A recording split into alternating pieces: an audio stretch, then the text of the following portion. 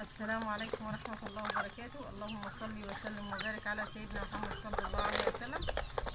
طبعا اللهم بارك في البط الكبير عشان يكبر بسرعة، وكان يكون بيض وكده وعايزة تربي لحم وكده تذبحيه. طبعا احنا بننوع له في الاكل، خلاص بقى كبير تحط له الذرة الاصفر يربي لحم، والذرة لو انت عايزاه يبقى سمين وفي دهن كتير حط له ذرة ابيض زي ما انا بعمل، بنحط ذرة اصفر على ذرة ابيض. عندك بواقي اكل بتحطيها، طبعا خضرة لازم تحطيها. البط لازم تهتم بنظافته سواء صغير ولا كبير. الخضرة حلوة ولازم تنوعي لما بتنوعي في الأكل.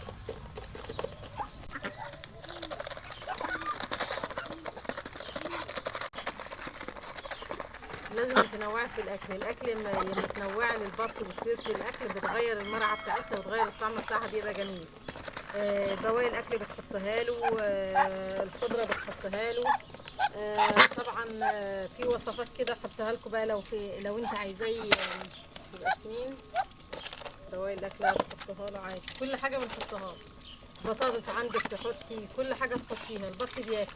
اللهم بارك، كل ما تحطي له اكل هياكله. انما اللي انت تفضلي حاطه الاكل كده قدامه ليل ونهار كده غلط.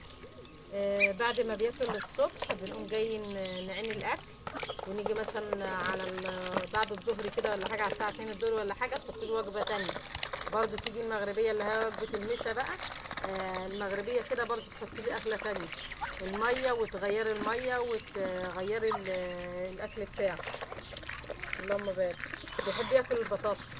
البطاطس اصلا معظم الطيور بتحبها ومغذيه بقى ومفيده.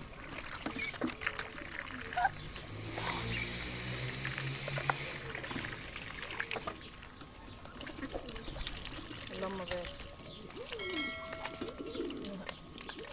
طبعا بحب احط له اللي هو القشر بتاع البيض.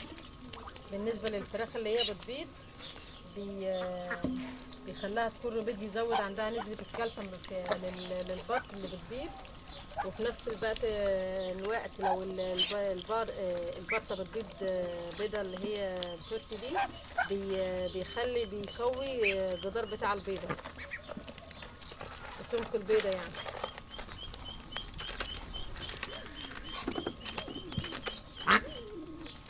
خليه ياكل ولا ياكل وجبه الفطار. هقوم احط لهم هخرط لهم برسيم برضو دلوقتي، بس بعد ما بيخلصوا الاكل بالذره بعد كده اقوم جايه احط لهم حبه برسيم، اخرط لهم البرسيم. طبعا البط البلدي مع المرر مع كله عادي، بس لما تلاقي بط بيعض ولا حاجه بنفصله، بنبعده لوحده، بنحطه في اوضه لوحده او في مكان لوحده بعيد عن التاني. ولو عندك قفاصه بقى بايه مثلا كذا دور ولا حاجه بتفصلي بينهم او تعزلي بينهم، بتعزلي بين البط وبعض.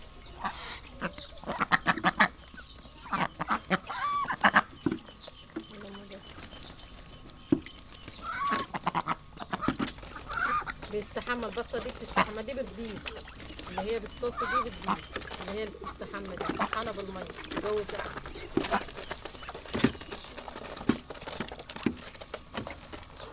البط الابيض بقى دي بلدي، اللي هو الذكر اللي هناك ده ذكر بلدي.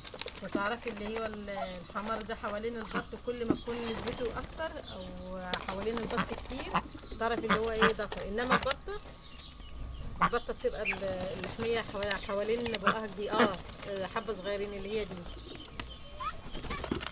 اللي قدامك دي بطه، واللي هناك دي بطه بس كبيره بقى. دي بقى لها يجي 4 مرات بقى لها سنه دي، اللي هي بالصوص دي واستحمت وجلد. دي بطه.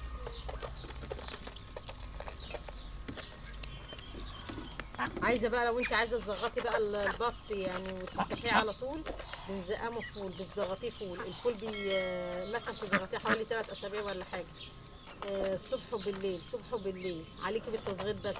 الفول بقى يزود كمية اللحمة للبط. او برضو مع التصغير بتحط لهم حبة برسيم تنوعي لهم برضو حاجات بسيطة، انما نبعد عن الذرة الاصفر نهائي لانه بيزود كمية الدهن بتاعته.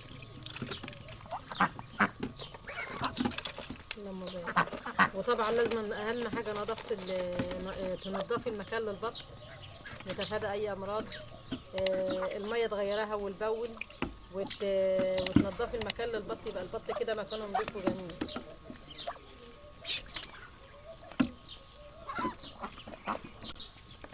كان فيديو النهارده بقى بسيط واحنا بنأكل البط. وهعمل لكم فيديوهات تاني جميله. يا ريت كده ما تنسوش الاشتراك في القناه وتدعموني باللايك. والسلام عليكم ورحمه الله وبركاته.